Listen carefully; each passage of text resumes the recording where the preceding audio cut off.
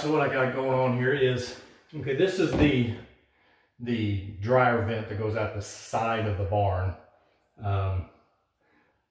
One item, I wish I would have put it into the back wall, but this is an outside wall going to the outside of the house. If I went out this wall, then I would have had to have elbowed and went out through the studs and the beams, and actually there's probably a post there.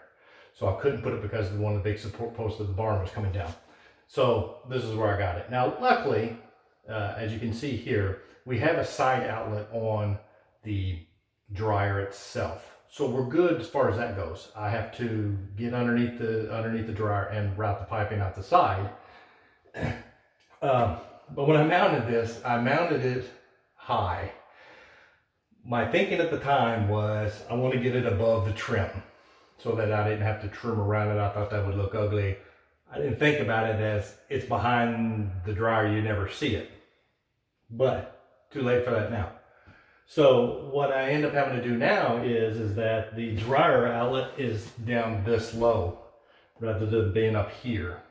So with it down here this low, I have to get it up to this outlet. So I purchased one of these extendable pieces of ductwork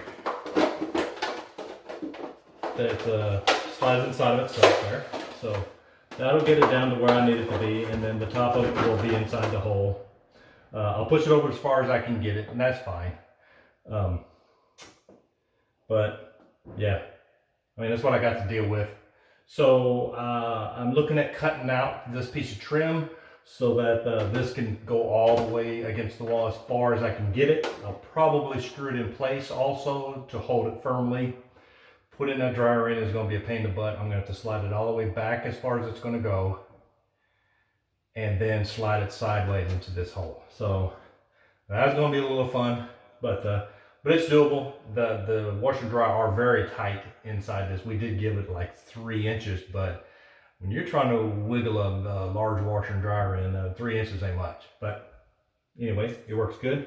I got my reciprocating saw to use to cut this baseboard trim out. Fairly cut and dry. They've already put this in and caulked, so I'm going to use a box knife and go along the top. That will cut that caulking and any paint that's stuck.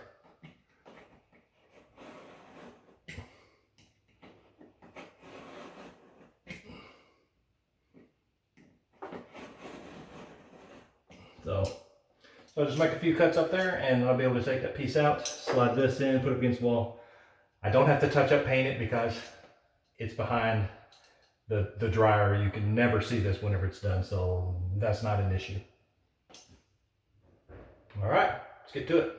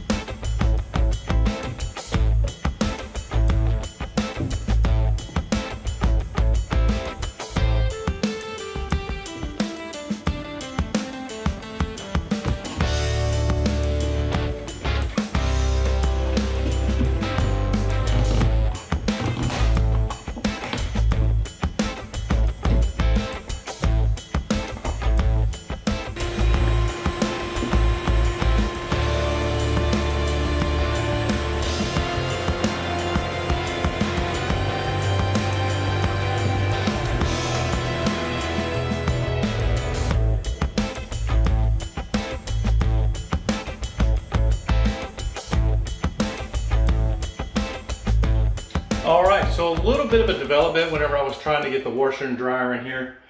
I did get the vent kind of the way I wanted it. It's not perfect, and it does stick out a bit. I have quite a gap against the wall over here. But that's okay, because we actually do have some spare room where this cabinet rests against the wall frame over there. So what I did is I took the trim off the bottom. I went ahead and unbolted that cabinet right there. I went ahead and situated the washer and dryer where I'm going to want them to be. Got them in position. I've got them balanced. I've set all the casters so that it sets level and it's sturdy, so it doesn't rock and shimmy. So really, I needed to do it anyway. I needed to take that cabinet out anyway, and I'm just going to move it over. I mean, it's like an inch and a half. Nothing grandiose by any stretch of the imagination. So I'm going to get it screwed back to the wall, and I'll have to redo the trim down at the bottom to pretty it, and other than that, I'll be done. So here we go.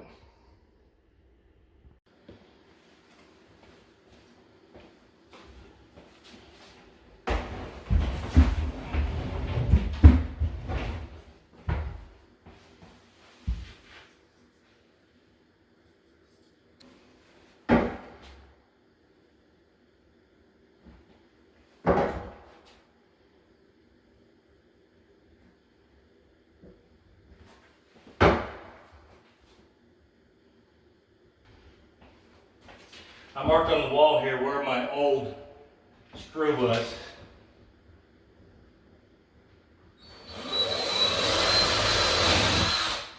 The same goes for over here.